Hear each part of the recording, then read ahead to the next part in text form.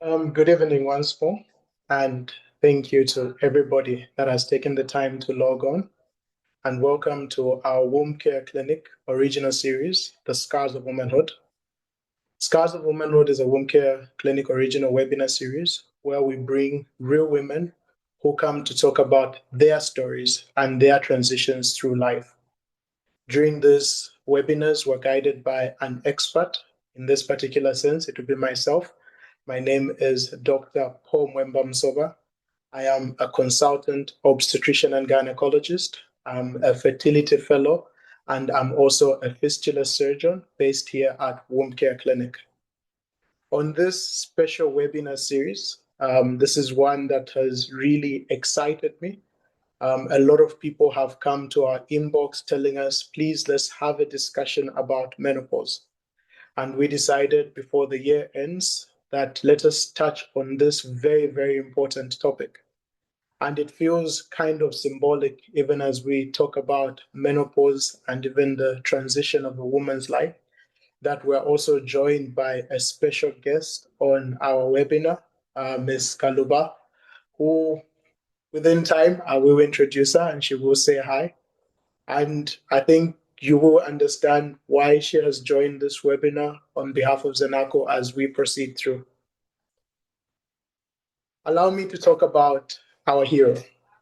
And this is our superhero for this particular webinar. A woman who's opened up her heart and who said she is willing to tell her story, Ms Kampamba Chomba, one who is resilient, compassionate, and transformative.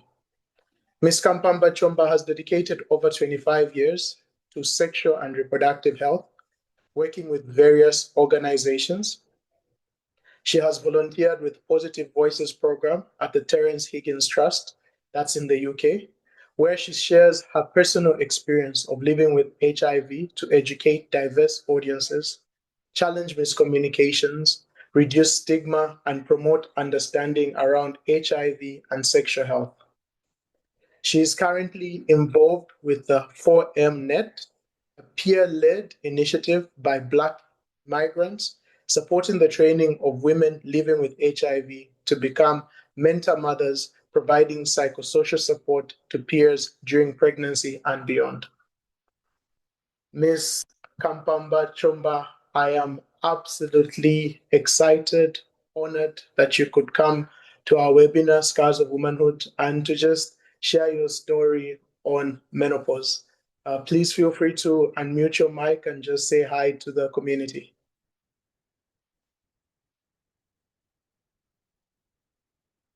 Hi everyone. I feel humbled to be invited to this special webinar, and I look forward to sharing my story and to hear what feedback everybody has and what they've got to share. So thank you very much for having me today.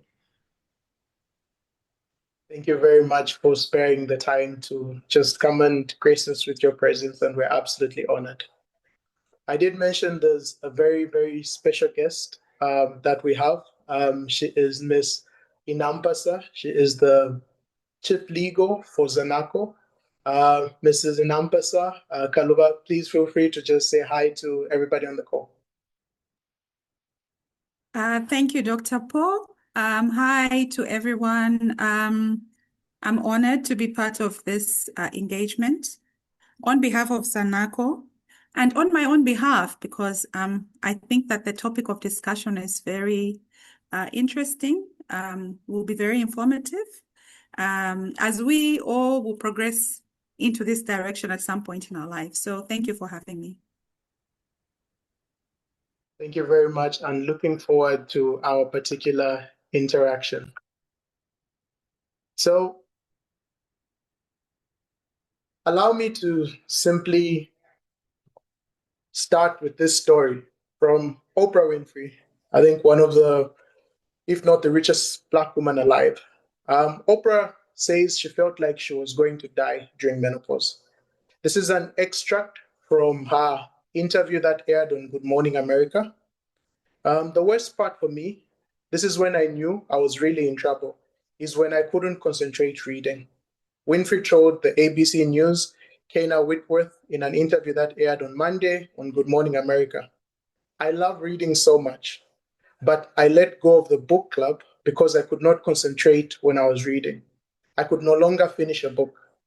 I didn't have night sweats, I didn't have hot flashes, but I had never heard that heart palpitations were a symptom of menopause, she said, adding later that when I was going through it, there was nothing, there was nobody. I felt literally like I was going to die every single night. So I'll just take you through a short overview of menopause. And then from there, we'll go to our superhero, and then we'll start our sort of just the conversation that we're going to have. So what is menopause? It is important to know, and I think let me start that menopause is a blessing. Why do I say it's a blessing? Because it means somebody has lived long enough for them to not have their menstrual periods, for them to not be ovulating. And it is something that is not guaranteed in everybody, as people do die prematurely. So menopause is simply defined as a natural permanentization of one's individual menstrual cycle for at least 12 consecutive months without any other obvious cause. So you find that with the diagnosis of menopause itself, it is one that we make in retrospect. So this woman should have gone at least 12 whole months without having seen her periods. And that period that she last saw is the one that we call the final menstrual period. And there shouldn't be any other sort of medical factors that could have led to her losing her menses. However, you find that when it comes to menopause, it can happen prematurely. And when we talk about it happening prematurely, we're talking about menopause that occurs before the age of 40, though that is called a premature ovarian failure, where your ovaries stop producing the hormones that they're supposed to produce. It can also happen either surgically or medically, and this can happen in women that have got cancer, where you have to remove the ovaries in particular and the uterus, or medically in women that are undergoing treatment for cancer in terms of chemotherapy, and that shuts down your ovaries, and therefore there is no production of any hormones that comes from there. So if you look at the stages in a woman's reproductive life, there are about 5 major stages. So you've got menarche, and menarche is the time in which a young girl sort of becomes a woman by having her first periods, and that is between the ages of 12 and 13. We find that this number keeps on shifting due to diet, lifestyle that we're having. Then we also have the reproductive years, and these are the sort of the fertile years when a woman can actually become pregnant between the ages of 15 and 49. Then we've got what we call the late reproductive years. So there is a peak that is there in reproduction in women, and you find that that's in between the 20s and the 30s. And when you're talking about late reproductive years, you're talking about the years between 35 and 45. Then you have this perimenopausal period. And I think this is the period that absolutely matters for most women, because the changes that one gets to see in terms of the symptoms themselves that come with the menopausal changes happen in this perimenopausal period. And this perimenopausal period can last even up to about 10 years in a woman, where there are changes that are happening in her hormones, where there is this major fluctuation that is happening, where there is a decrease that is happening in her ovarian reserve, that is the eggs that she has, which have been constantly declining over her whole entire lifespan. And then there are also bleeding changes that begin to happen to a woman. So usually with a woman's menstrual cycle, it is this very fixed cyclic change. So a woman can pinpoint that my menses are about to come on this particular day. Why? Because she's got a calendar that she actually follows, and I advise all women, please download menstrual apps on your phone so that you're able to monitor and track your cycle, because your cycle speaks a lot to your health. So when it comes to this perimenopausal, you find that they might become erratic menses that a woman might have. She might go a month or two without actually having her menses, and that's a challenge that happens because why? There's this change that is happening in her hormones. And then we talk about menopause itself. So menopause is this point in a woman's life where she can backdate and look back and say, for the past 12 months, I have not seen a single menstrual cycle at all. I have not bled at all. And it means that 12 months that has passed, and you find that this woman has gone into menopause. So that is something that is very important. Then there's life after menopause. Remember, just because a woman stops ovulating, just because a woman's egg reserve has been depleted, if I can put it that way, and she's not having a period, it doesn't mean her life has come to an end. So there is this post-menopausal period where life continues and a new chapter has begun in a woman's cycle. There is the early part, which is between 2 to 6 years, and there's the later part that happens after 6 years. So a few facts about menopause. So menopause is just a single point in the continuum of life stages. And most women experience menopause between the ages of 45 to 55. And you find that on average, the global time when menopause actually happens is about 52 years old. In Zambia, there was a study that was done where women were experiencing menopause around 47 years old. And this is something that you see in most of the developing countries. According to the World Health Organization, in 2021, more than 26% of all women and girls were women above the age of 50.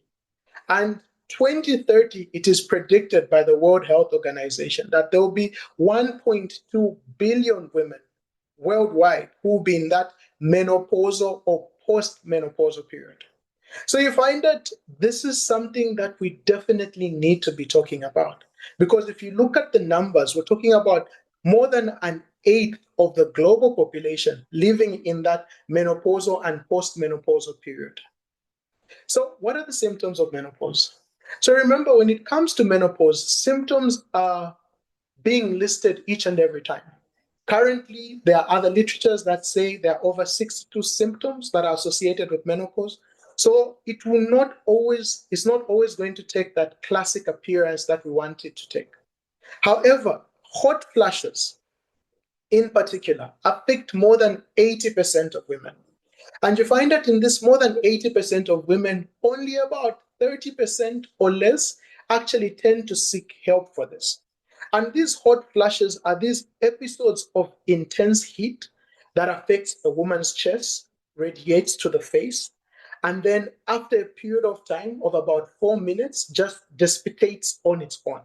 So you find that a woman can have these moments where she just feel this heat, and within a few minutes, the heat goes away. It's a very unusual thing and one that is quite disturbing. And the main reason why this happens is that because of the depreciation that is happening in the egg reserve, where there is this production of estrogen that starts to happen, a woman will start getting these fluctuations in her estrogen levels. And these are what leads to these hot flashes. And you find that when these hot flashes actually get to happen, they cause a lot of anxiety, they cause a lot of sweating. A woman will start having palpitations where her heart is beating very fast. And if these hot flashes happen whilst a woman is asleep, you're going to find that there'll be a lot of sleep disturbance that is going to happen. Because when the episode comes in, you find that she's going to be sweating profusely at night in her sleep.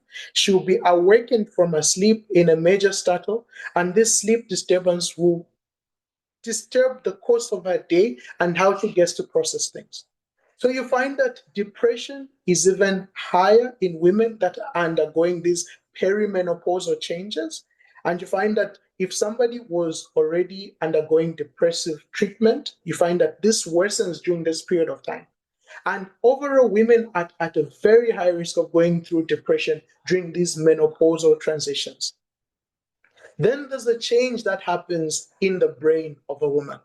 So you find that there's something that we call brain fog, or just pure sort of forgetfulness that starts to happen. You used to have a very sharp memory, you used to be on top of your game, and suddenly you're failing to process things as quickly as you thought you could process them. You start forgetting certain things, you start having difficulties retrieving certain words. So there are these changes that start to happen in the brain. And all of this has happened because of this downturn that is happening in your estrogen levels as a woman. Then there are genital urinary syndrome symptoms that happen due to menopause. Remember, with the downturn of estrogen, which supports the genital tract of the woman, ensures that her vaginal area is doing well, ensures that her bladder is doing well, it's well nourished, it's got a good blood flow. If you take that away, changes start to happen in those particular areas. Vaginal dryness start to happen. There are changes that start to happen in those areas where the skin folds start to change. You find that urinary tract infections become more common. Vaginal tract infections become extremely common because of these changes that are happening. Sexual desire as well starts to go away. Your image as a woman becomes negatively affected because of this withdrawal that is happening on estrogen. And then there are these symptoms that begin to affect different body parts. So you find there's joint aches, pains that start happening. You're just getting up from a chair, you're feeling so much pain, breast pain. You start having what we call menstrual migraines.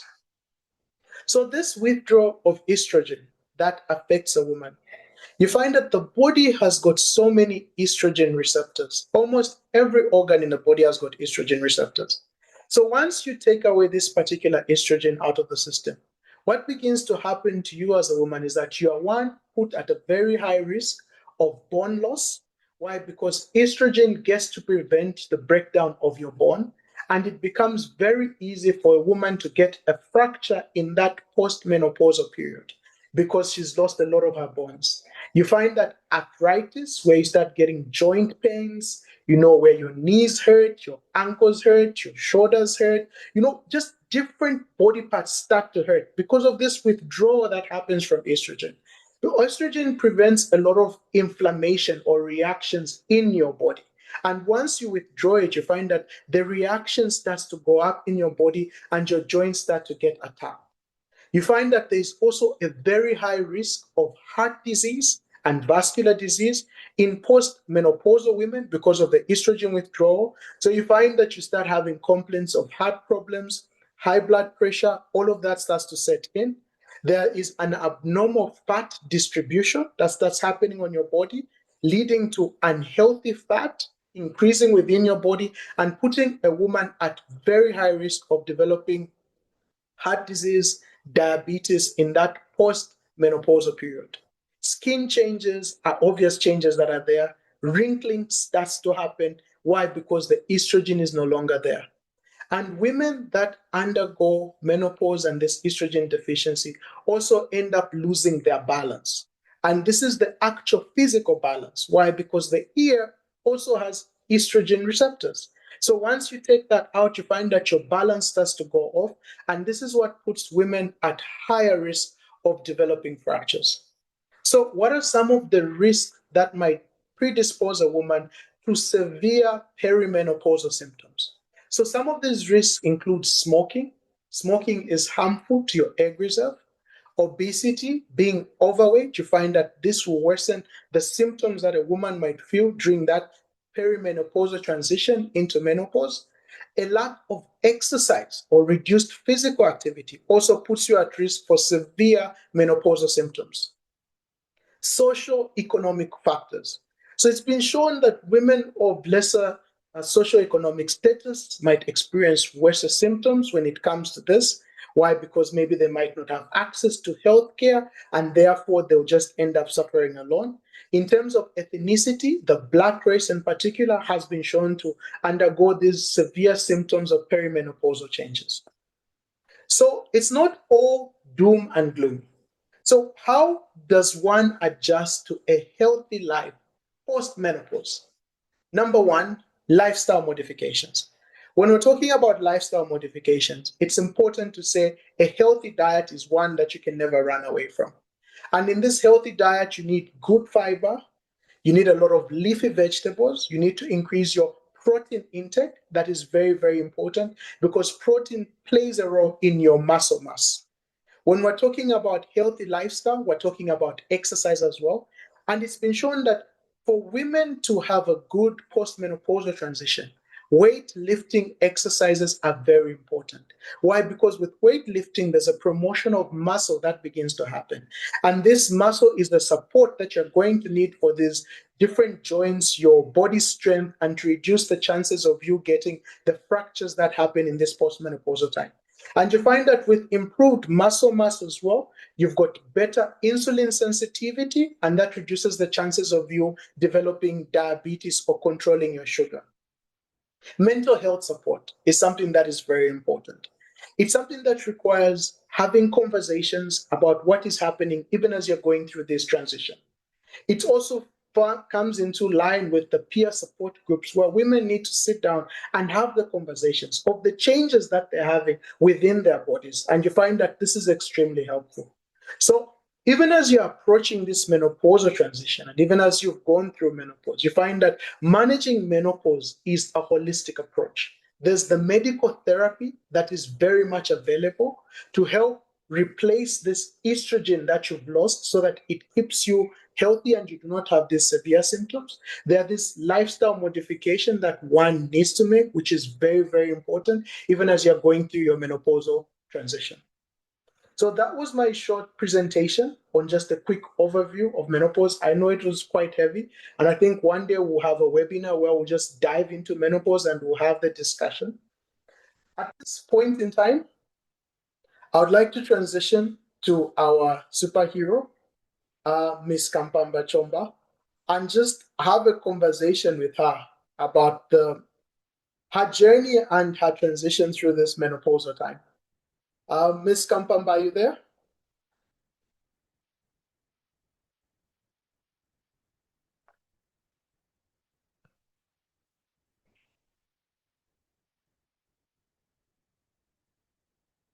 You can kindly unmute your mic. Sorry, I was on mute. I was just sorting out the boys' dinner. Really sorry, motherhood things. No, motherhood is absolutely understandable. It doesn't stop, unfortunately. No, it doesn't. Umwana takulila nina. Wow. So, why do you feel compelled to come out and speak up about menopause? Why now? Why do you feel the need to speak about it? Why now? Why ever? I think it's because, first of all, there was never any discussions when I was younger, when I was going through it. First of all, I didn't even know I was going through menopause. And then and it's a sort of thing where you're always feeling unwell and you're constantly calling the GP, and they never find anything naturally because the body is just doing what it does.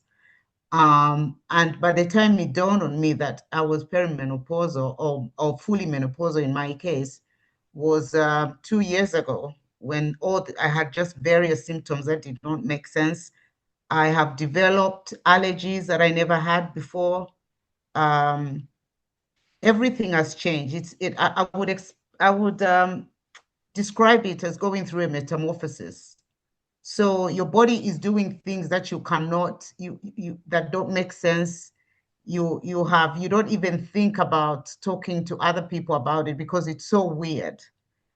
And so 2 years ago, when I spoke to my GP, after just reading about it and reading that this could be menopause, which I probably had, I had symptoms for 10 years. I just didn't know they were menopausal. I thought I was dying, like Oprah says. And again, with the concentration, they're not reading. And I relate to that Oprah thing. I do not read anymore, which makes it very difficult for me because I'm currently studying. So if there's no academic books on audio, then I'm truly, I'm in trouble. So everything started to feel like, you would think Navakuloa, for lack of a better term. And when I realized it could be menopause, 2 years ago, I spoke to my GP, actually not really speak to her. I actually just told her, I said, listen, I'm 49. What do you think is going on in my life? I walked out of her office within 5 minutes with the HRT prescription. And that's when I knew that if it's taken me this long to realize that it's menopause that I'm going through, I can't imagine who else is going through this. And that's why when I heard about this opportunity, I thought, yeah, I would love to speak about that because so many women are going through it without even realizing what they are going through. Um, your story sounds just about right. And as I was doing my research, and I'm a women's health specialist, so you'd think, menopause is at the front of everything that you get to do. But it feels like it's this forgotten chapter that is happening in a woman's life. We took her through her reproductive years. She has her children. Congratulations, pat on the back. Whatever happens to you after that will happen to you. And you find that a lot of GPs, even specialists, get to miss it, and they get to dismiss the symptoms that you are having. And you did mention like it felt like a metamorphosis, and you're saying you're going through it for over 10 years.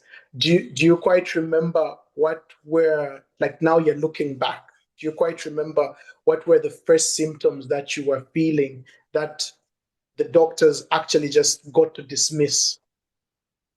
When I was having night sweats, I think my night sweats started, the cold sweats is what you call them. They started, I think, about 39. So I was relatively young. Menopause did not even occur to me. Yes, So yes, from 39 to about 42, I was always drenched in sweat. Like I would wake up in the middle of the night to change my pajamas, but as well as my bed linen. Like that's how it was. Like literally somebody poured water on you. And I took that as being ill. So again, I would go back to the GP. And for me, it was always stress. It's your depression. And they just up my antidepressants or change my antidepressants. So I thought I'm just crazy. So maybe this is all in my head. Um, and in fact, it wasn't. And then a few years later, at 42, so nearly 10 years ago, I had a hysterectomy because of endometriosis. Um, yeah, so they took everything out. They left the ovaries though for hormonal balance, which did no balancing at all. exactly. uh, and and because of the discrepancies in healthcare in the UK when it comes to Black women, you get dismissed a lot. There's a strong belief that black people generally don't feel pain. That's why back in the day they used to operate on us without anesthesia. So you can see that even in the Yes, medical world, that belief has carried on. And when you have white people looking after your health, they can't do much because, first of all, they are looking at you as Black African, you're strong. Yeah, you're probably just going yeah, through stuff. And it was always, you're depressed, let's up this, let's up that. They were not really helping. So I basically had to have a go at my GP because I lost it. My temper went a little bit flying. And that's how it happened in the end. I'm home with my HRT now. I wear a patch every day of my life. And it sort of helps, but it's not complete.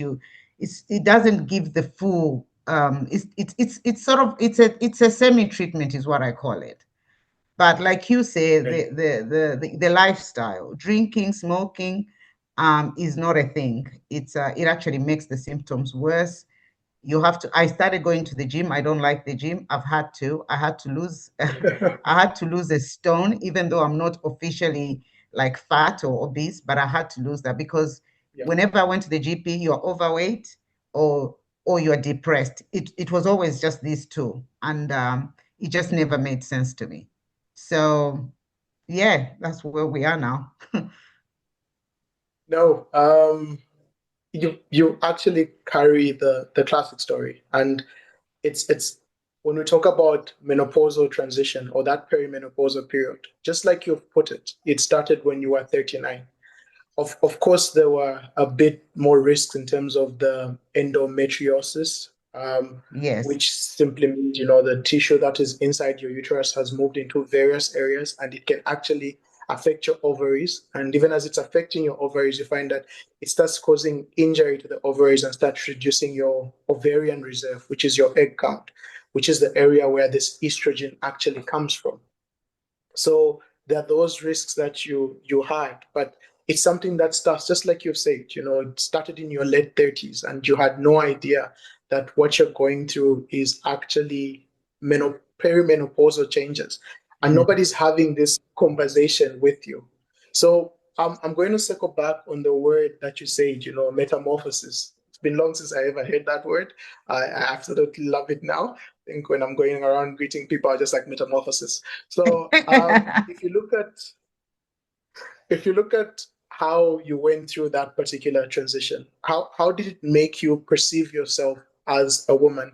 And I know you are preparing your son right now, and how did it make you perceive yourself as a mother? Um, I think womanhood comes with carrying eternal guilt. That's what it is. So everything I felt like I'm failing not only myself, but my son. I didn't know that I wasn't just failing. There was something going on in my body. Um, yeah, it was just a very difficult because I had to juggle my personal issues with being a mother. And that's a very tricky, I don't know how mothers before us have done it. And I only have one child. So I don't know how our mothers had several children and still carried on because I didn't know about menopause. Nobody in the family talks about it. None of my friends, nobody in my community, whatever country I'm in, ever talked about it. So it was just a very how do I say this? Yeah, the metamorphosis bit comes from thinking that my personality has changed for a start. The way I dress has changed. Certain materials feel like they are wrong. And that's why I call it metamorphosis. Everything is changed. The way I think, the way I look at people. I don't even watch TV the same at all. Everything, I cry a lot for no reason. I'm watching an advert and I start crying. I don't know why I'm crying, but I'm just crying. I'm here in my house alone and I'm crying. Why am I crying? So you're constantly baffled by your own self and your own behavior, your own understanding or lack of understanding of yourself. And that impacted my mental health even more. I had a couple of, well, a couple is an understatement, several breakdowns. And a lot of that did not come from just life happening because something has happened. This was like, I have no idea what's going on in my life. I'm really truly losing it. I even was under mental health for a while. I was seeing a psychologist, then a psychiatrist to make it interesting. That's when I knew, I said, no, this is, now the next thing is a straight jacket. That's what I was Yeah. thinking. And just knowing that this is menopause has helped me in the last couple of years to kind of come. I still get very easily triggered by things. Even just looking outside, I'm watching people and somebody does something, and I feel personally attacked. The person can't even see me; they don't know me, but I feel Yes. personally attacked. How could you do that? So it's a lot of things. My brain has become a ball covered in cotton wool, for lack of a better term. So it's like there. It's like you're underwater. You know the stuff going on, but you're underwater and you can hear the noise, but you can't connect with Yes. those noises and those beings outside of the water. But at the same time, the same brain is a sieve. Things go in and they immediately leave. Yeah. So I can't remember, for example, what I had for dinner last night. Uh, and it's just become normal to forget. Short-term memory is a thing. I lose my keys Uh, and my phone on the daily. And that's why I call it everything has changed. I don't even know who I am anymore. it's it's very strong the way you've put it, and maybe to the men listening, maybe something that I can just say to them is this. Maybe we picture it because I was trying I was trying to understand really, even as I was reading. Like I said, I'm a women's health specialist, and I was reading just how many parts of the body actually have estrogen receptors. And we know that estrogen is the hormone of a woman. This is what keeps you as a woman. It's been a part of you from low levels when you're young to when now you reach puberty and menarche. And it's been a part of you, attaching to each and every part of your body, attaching to your brain, helping you process things, have a better memory. And trying to figure out is like, okay, what are we talking about in terms of men? And then in terms of men, it's like just being castrated. I think it's as simple as that. We cannot even sugarcoat it. It's like you become castrated, you lose your testicles, gone, no more testosterone. How do you get to manage that? And that's the way that you're describing and how things are going. And what you're describing in terms of crying a lot, it is part of the transition. Because what is happening is like you're having these spikes sometimes that happen with your estrogen levels. They go up, they come down, and they take you through this whirlwind of emotions where even the simple things that could cheer you up are not cheering you up. And you've said it is a metamorphosis that has happened to you. And if you look at this whole aspect of the metamorphosis, we're talking about your body, we're talking about your mind, and we're talking about your soul. And these are your key aspects. And how do you think these areas have changed even during this transition? Everything has changed. Everything has changed. My body, I don't recognize it anymore. Internally, I cannot. I know I'm in my body, but my relationship with my physical body has changed. Like I said, I'm suddenly sensitive to a lot of things. Like, for example, amoxicillin is what we all take when we have a chest cough or something. And I've taken that all my life. All of a sudden, I can't take it because my body just rejects it. I get itchy for no reason. Like last night, I couldn't sleep because I was just itchy, so itchy everywhere. Um, and it's the accepting that this will be a part of my life and saying this is, I have to live with this for the rest of my life. And when you look at premenopause, menopausal, and postmenopause, I think it's a big lump of things happening at the same time. I don't think there's ever an end to this. And I've spoken to people who've experienced it bad. And a woman said to me once, she said, forget about it. This is your new life. You'll never get your brain back. You'll never get your senses back. Nothing will ever come back. So I have to live now in a body that has changed. It's no longer mine, and I have to live with the new me. So I'm still on the journey of accepting this is the new me. And whenever there's a weird symptom, I put it down now to menopause. Now, the interesting thing is at the beginning of the year, I was hospitalized twice for what I thought was a heart attack. So go figure. And now when I get the pain, I don't call 999 anymore because I know they are not going to find a heart attack. You know what I mean? Yeah. And I have to live with that, Yes. that this pain is now here and it will probably be here for forever, maybe till the day I die.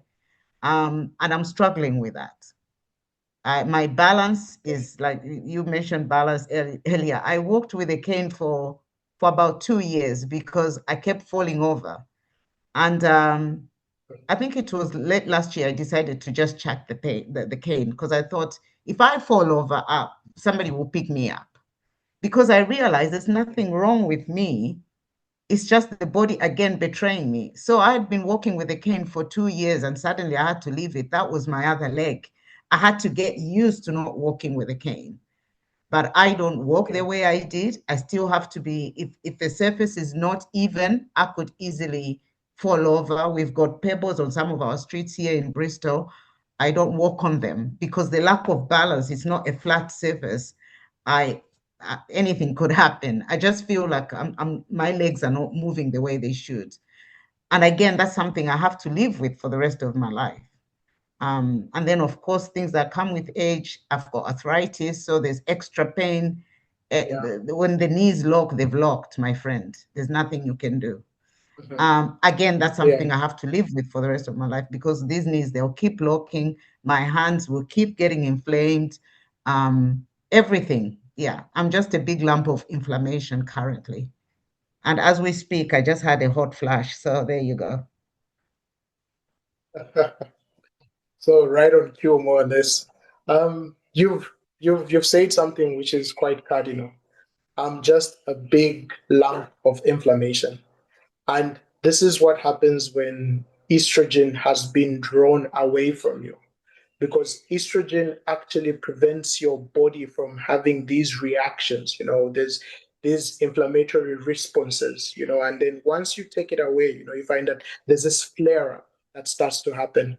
And you have mentioned hormone replacement therapy. For the people that might not know about HRT, which is hormone replacement therapy, or menopausal hormonal therapy, we're simply saying a woman has gone into menopause because she has lost her estrogen.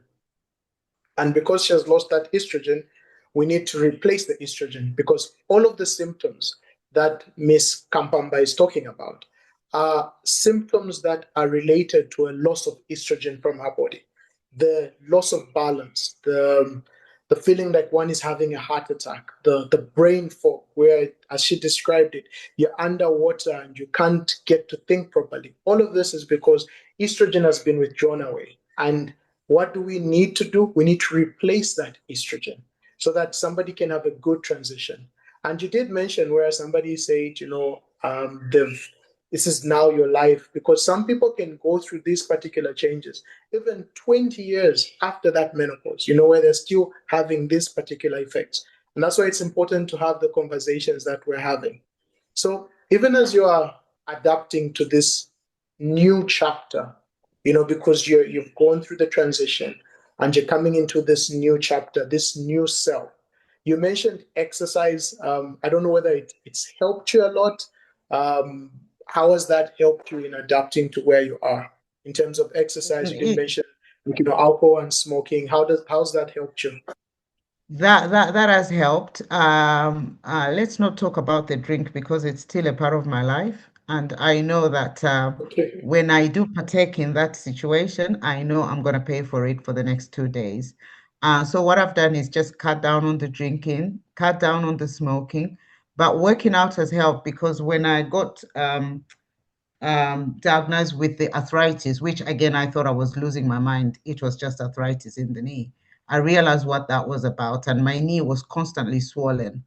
And going to the gym did help. Losing some weight helped. Eating well helps a lot. But what I've noticed is the people that actually don't engage in things like that actually have a better time. Because when I was in Lusaka a few months ago, I bumped into an old friend of my sister's, and she's in her 60s, and she said, I've never had those symptoms because she's a vegan, she's never drank in her life. So that already gave her an advantage. And that's what I teach my younger friends now. That, yeah, just don't do these things that will make your end life really horrible. So I appreciate that looking after your body is not just a cliche, it's actually a thing, and it can have an impact on your life. Absolutely. I think you've spoken quite well on that. And when we talk about exercise, I think a piece of advice to the women out there who might be on the call, to say one thing that has been shown to be very useful in terms of improving your life during that menopausal period is that strength training is something that is important, because you need that muscle. You need a reduction of the fat within your system. So that is something that is very, very important. You did touch on the fact that you wanted to talk about this because nobody spoke about it. Nobody speaks about menopause. So I don't know. Do you think, why is it that people in the workplace and in society don't get to speak about menopause? I think menopause globally, it's a taboo. I know in Zambia we never speak about it, but then I find that white people here don't talk about it either. There's a taboo attached to menopause, because menopause implies that a woman has come to the end of her life. She's no longer useful. She's no longer able. She cannot provide. And when a lot of women I've noticed who are in their mid 50s even early 50s going up, it affects their work. So they start to either change jobs, give up jobs, just change the way they work and the way they earn money. But because it's not something that's even brought up in workplaces, there's no help for women in workplaces. And people just end up like just leaving their career altogether. And I find that sad, because menopause is always associated with a woman no longer being able to provide, to care for people, no, that one is finished. She's past her expiry date. And I think that's what brings the shame of talking about menopause, because it implies that a woman is useless. And if we just take that shame away, we already have an issue discussing sex as as a people, whether even here, really, people don't really openly talk about sex like that. It's small pockets of people like they would, but generally it's not something that, people generally feel comfortable to talk about. But if workplaces can actually put things in place for women who are going through the change, like give them, I don't know, maybe come up with a plan, maybe if they can work from home, give them that. But if they're just not able to do the work just because of something they can't control, then this will carry on. Women will never find a place in life where they feel comfortable to talk about menopause, because it's such a shameful thing. There's big taboo about it. So yeah, I don't know what workplaces would do, but I think it'll be great for everybody to have some kind of training to know how to deal with, or to accept that women at a certain age, they go through changes that may affect the way they work, and the way they actually care for their families as well. No, that's absolutely right. And I don't know why it should be such a taboo. A word jumped out when you were speaking, like a woman's expiry date. I think that is a very, very strong word. And I know I do understand where you're coming from with it. The thing that I think everybody needs to know about menopause is that it's a chapter, or it's a continuum of life. It happens, and women will go through this transition where they need to be helped. They need to understand what is going on within their body so that they become a bit more comfortable, and they know that they're not losing it. There's this term in medicine long time ago which was called hysteria. It's been removed away from the medical syllabus. Why? Because hysteria came from the uterus, where we just allege that anything that a woman was going through in life, oh, it's because of a uterus. She's just being hysterical about things. When in all essence, her hormones are totally off the fritz. They're not where they're supposed to be, and her body is going through metamorphosis, again, to borrow your words, and this is what is happening to her. So if you look at the fact that you visited the hospital so many times, what would you say to us in the medical field? I know we didn't do you a service, and I know we haven't done a lot of women a service out there in the way that we get to manage them when they come through to the hospitals, and we are very dismissive of what they're going through. Yeah. What would you say to us in the healthcare sector when it comes to the way that we managed you? I don't know how much training generally in medicine, how much training doctors and other caregivers get, but I think it's something that has to be, I think, just tackled and addressed very strongly in this case, because we cannot just always be pushed on the side that we're expired. Actually, you still need us. So everybody needs to be aware of what women go through. Husbands as well, they need to know, because sometimes I say, oh, my wife is just being funny. My wife has got a mood. No, work out why she's snappy, why she's screaming at the kids. And I realize now, looking back, I think our parents just shouted at us, our mothers, because God knows what kind of fire was going on in their bodies. They couldn't express it because they didn't even understand it themselves. If we don't understand it in this day, imagine them back in the day. Every generation you go up, it means they knew less and less than we know today. So I think to make menopause, just like pregnancy or with periods, girls are taught about periods in school. I remember that. Why can't we do the same for menopause in workplaces? And I think, in my opinion, I think menopause is a chronic illness. That's what it turns into, without making it sound you're still useful, but you're chronically ill now for the rest of your life. This is who you are. So how are we going to work around that? What are workplaces going to do? How are they going to help women going through menopause without dismissing them and just saying, your time has gone now, you're expired? I don't know what companies and several organizations would do, but that's what I suggest. I think it should be part of everyday learning. You're absolutely right. And I know you've touched on us in the medical field and how much we get to dive into it. Not much actually. I think if my memory serves me right, and you're right, there needs to be an improvement that we get to do in this particular area.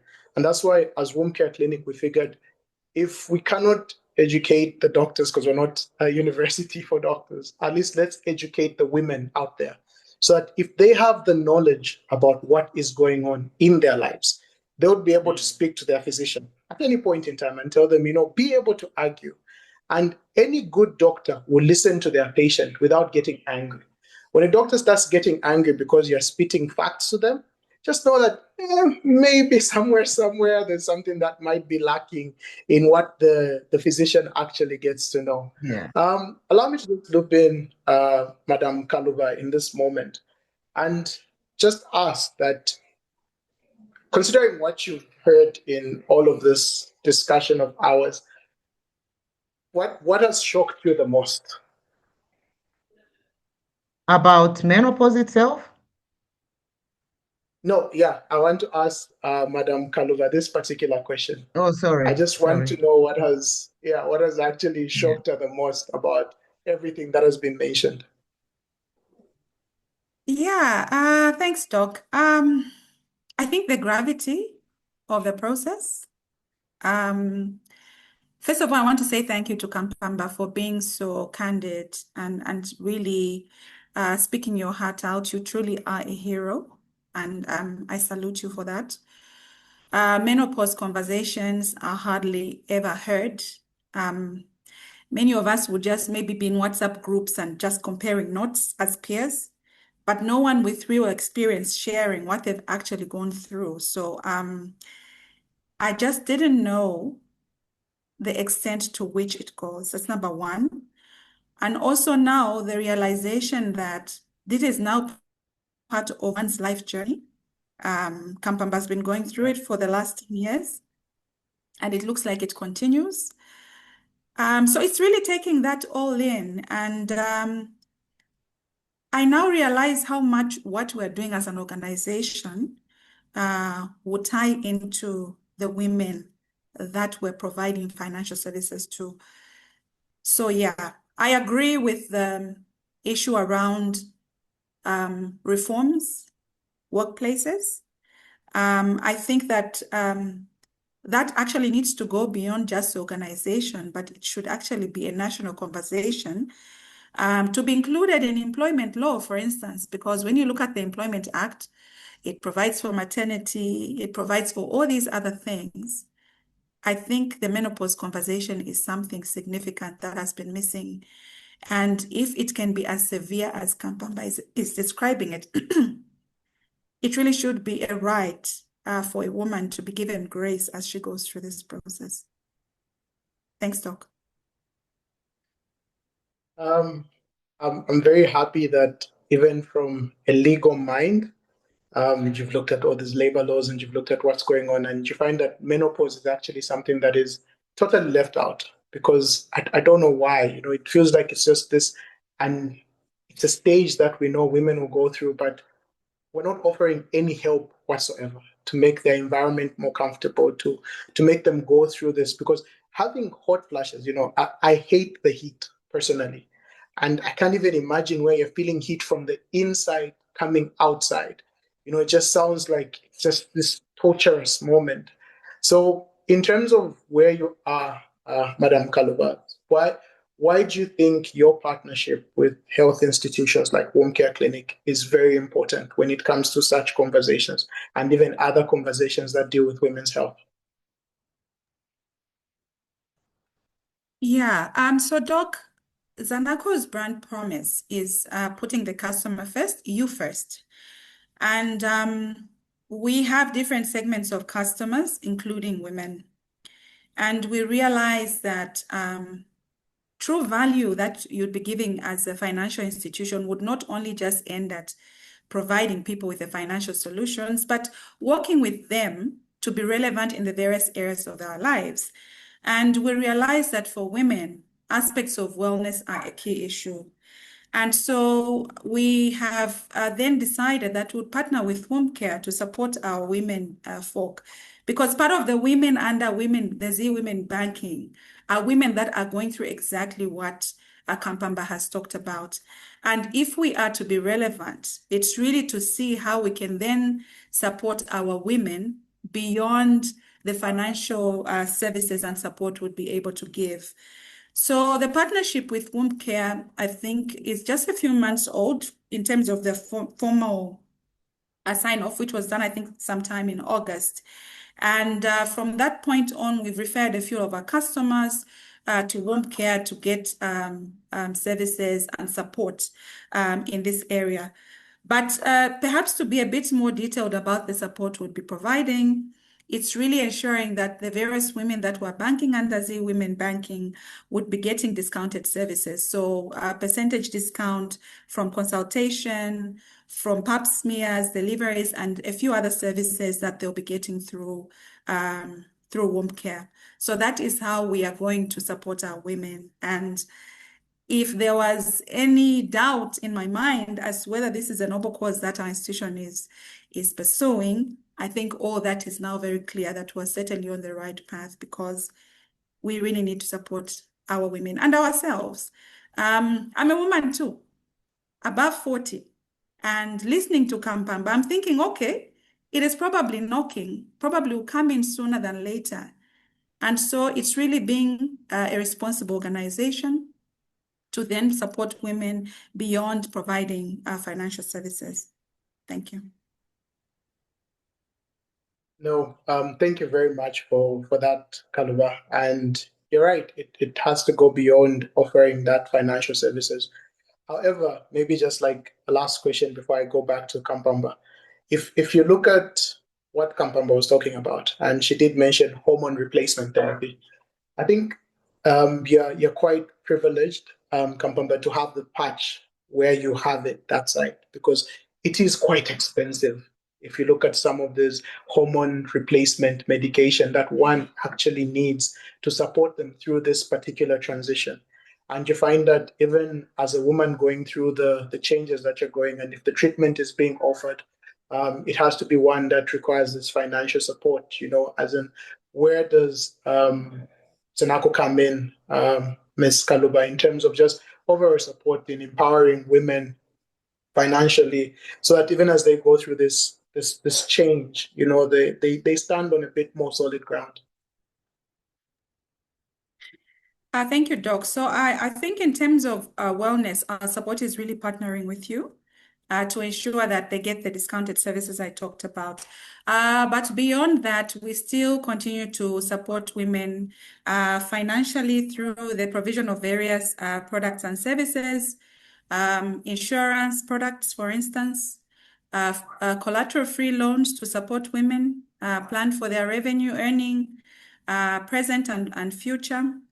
We also have various engagements like this webinar, where we want to go beyond just conversations, but to empower women in the various areas to get support in their businesses and so on.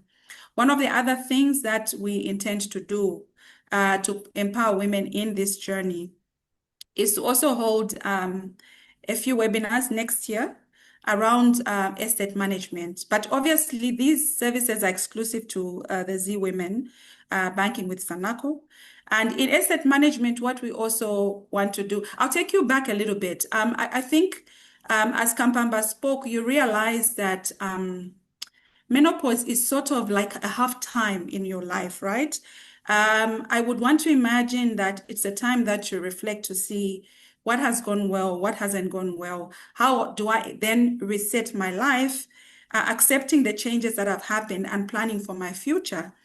And some of the plans would not only be, acquisition of better financial services or wellness, but also just managing your estate. Because I think the reality then dawns that if I'm at halftime in my life, I probably must be putting the rest of my life in order.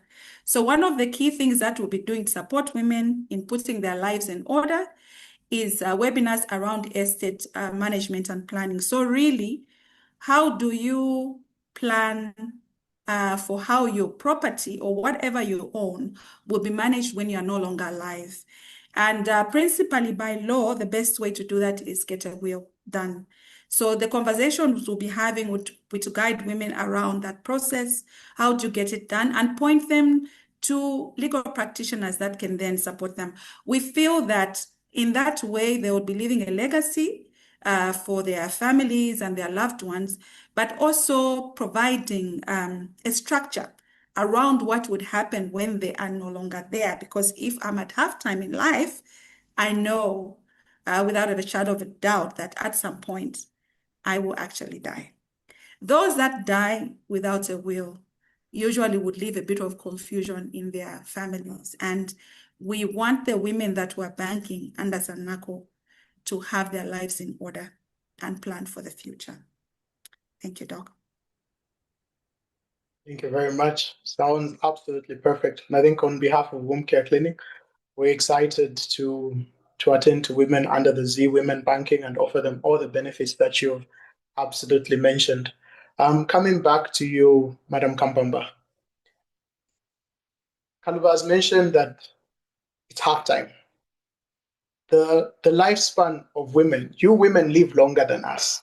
Just in case you didn't know, you will absolutely outlive us. And you still have this whole chapter that is coming in your life.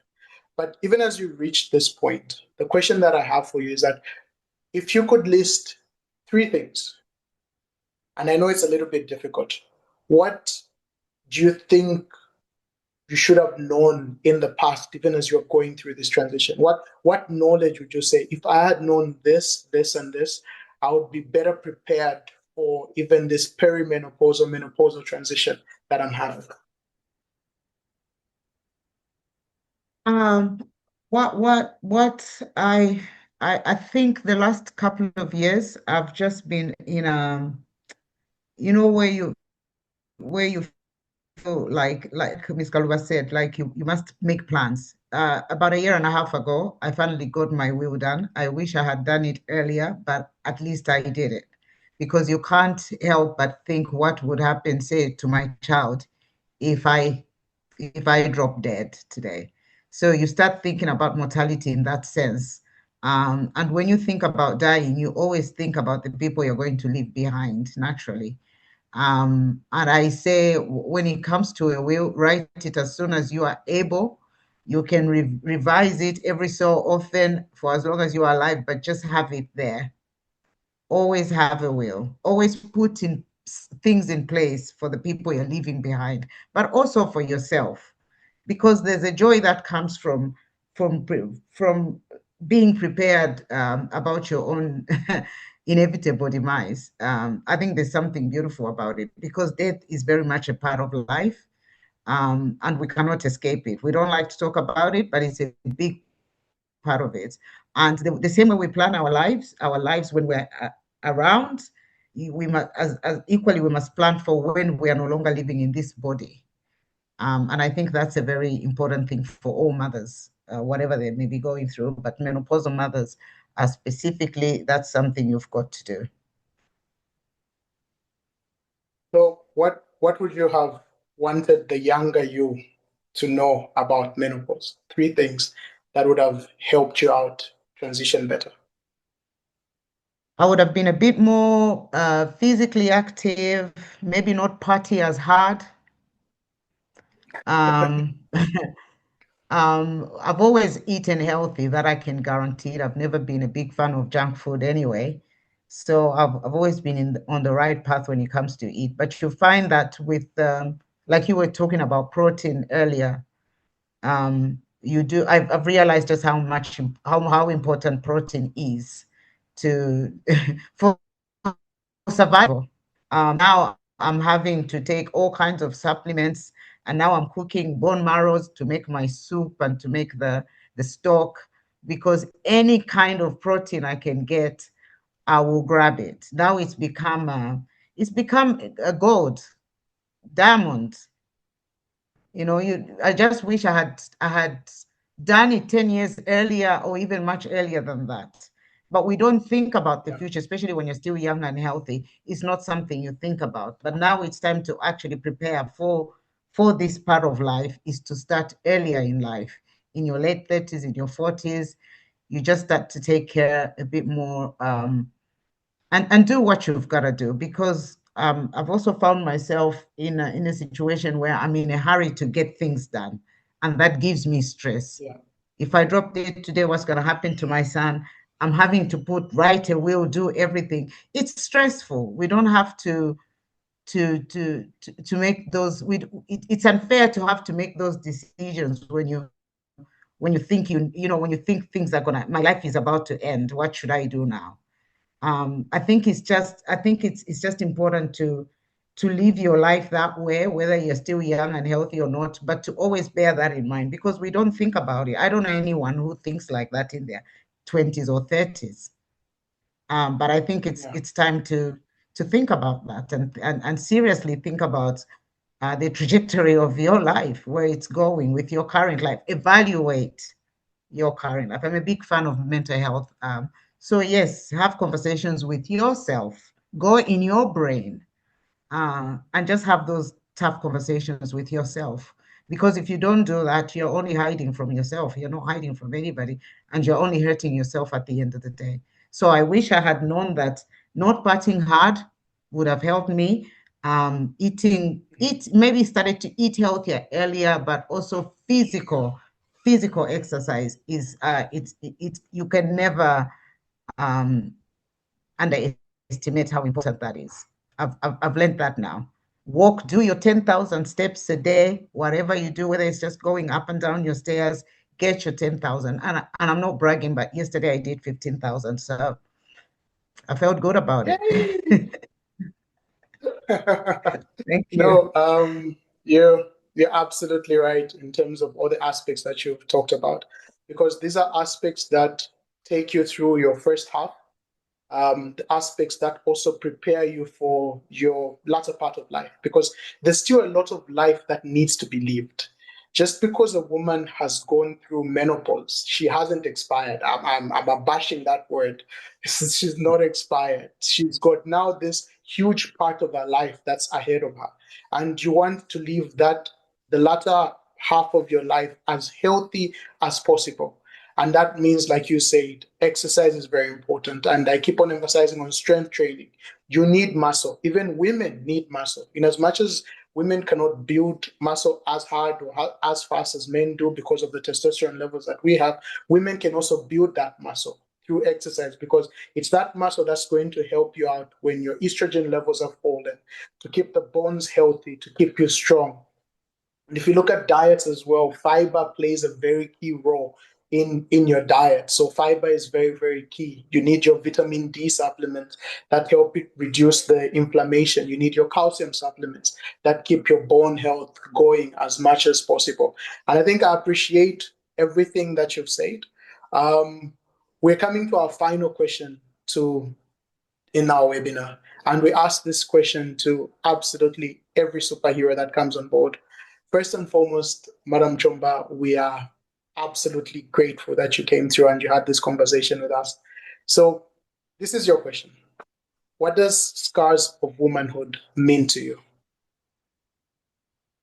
Scars of Womanhood is first of all, the physical scars. I've got a big scar from my hysterectomy, bigger than my C-section. So that's a constant reminder.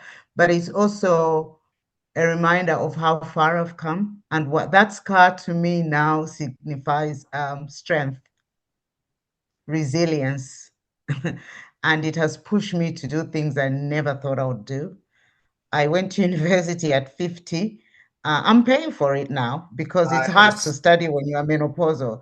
Everything you hear in the lecture just goes through. It's a sieve now, so everything. So you have to constantly maintain that. Yeah, it's you just got to do what you see. Like right now, my train of thought has even gone. That's another thing about menopause. Yeah. Your train of thought goes, you forget what you're saying mid-sentence. And like I just typed something on the chat, like having menopause is like having a heat stroke and hypothermia simultaneously. So I sit with the Oh, fan wow. and the heater together. So yeah, Wow. so you get hot, you turn that off and you put the fan on. Now, I don't know how long this will go on for, but again, that's something I have to deal with. So yeah, now I've lost the train of thought completely. What was the question again, Dr. Msoa? What does Scars of Womanhood mean to you? Yes, it's all of that resilience, the resilience of having to deal with a fan and a heater at the same time. There are friends that don't come at certain times because they know my house will be hot as hell. Um, and then after that, because it's winter now, I can go outside, get a little bit of hypothermia, and come back. But everything, you cannot have one without the other. It's a very weird thing, but that's again that's something that reminds me of how resilient women are, and Yeah. it makes you push. You do things. You do things you put off for years. You do them because you've just gotta. I don't know how I'm going to finish this degree with the sieve of a brain, but it's given me drive I never had when I was younger. So that's what Scars of Womanhood are. They are a trophy. Scars are a trophy. And yeah, you just better watch out, basically. That's all I can say about menopausal women. Lovely. Watch out. No, no. Thank you very much for that. I think you've summed it up. Even though you're saying you lost your train of thought, but at the end of the day, I think you brought it all together. And we know you're going to finish your university at 50 plus. We know that, and just know that Home Care Clinic, Zanaco Women is backing you, and we're rooting for you, and we're saying you've got this, and you absolutely got this.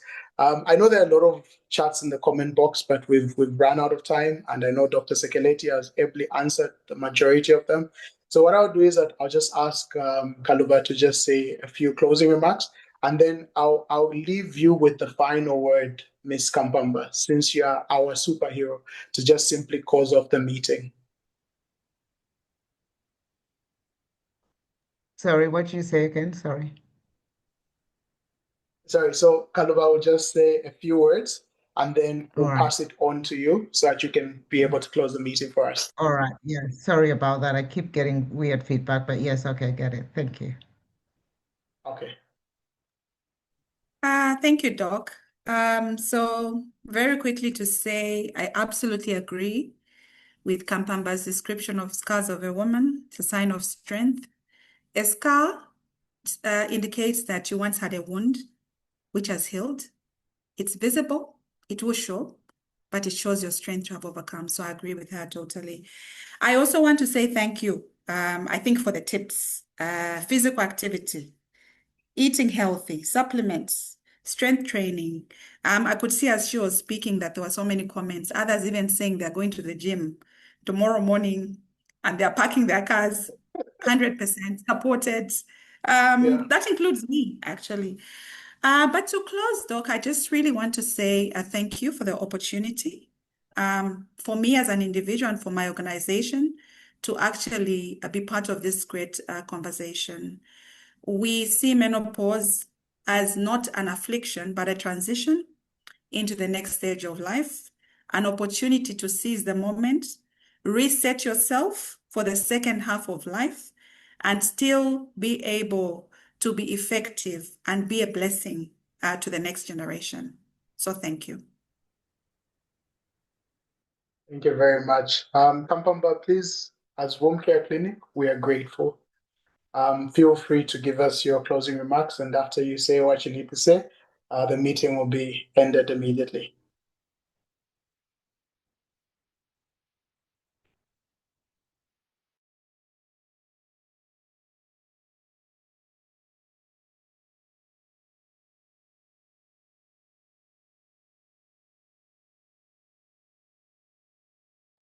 Oh, sorry. Sorry, I forgot to unmute. I'll just blame We it can on hear you now. menopause. Yeah, sorry, again, menopause. Um, yeah, it's these are some of the things that happen in real life, so that's what people have to deal with. So just so you remember, Ms. Kaluba, you've got all this to come as well, unless you are lucky you start the gym now. Yes, I'm but starting tomorrow. yes, as soon as possible, please. And those vegetables, fiber, protein, very, very important, because even the way your stomach works, it changes. If I don't have fiber, it's a problem. Yeah, you know what I mean. So all of that, it's not easy peasy like we were when we were younger. You could just eat carbs all day and still manage to have a proper bowel movement. It's no longer like that. If you have no fiber, trust you're constipated for a long time. So it's just about being honest with yourself. And this is why I say with yourself, because I think we worry so much about what people think of us or what people will say if I said, just be honest, first of all, with yourself. Because once you're honest with yourself, it'll be easy to navigate the rest of the world because you know who you are and you are, what's the word they use now? Unapologetic. And I feel grateful to reach a stage where I'm unapologetic about my life. I do what I want for me and mine, and that's all that matters. And it starts with looking after your health and hopefully have a better menopausal stage of your life. Thank you. Thank you. And we come to the end of our Scars of Womanhood webinar. Thank you very much. Thank you, everyone, and thank you so much for this opportunity. Thank you.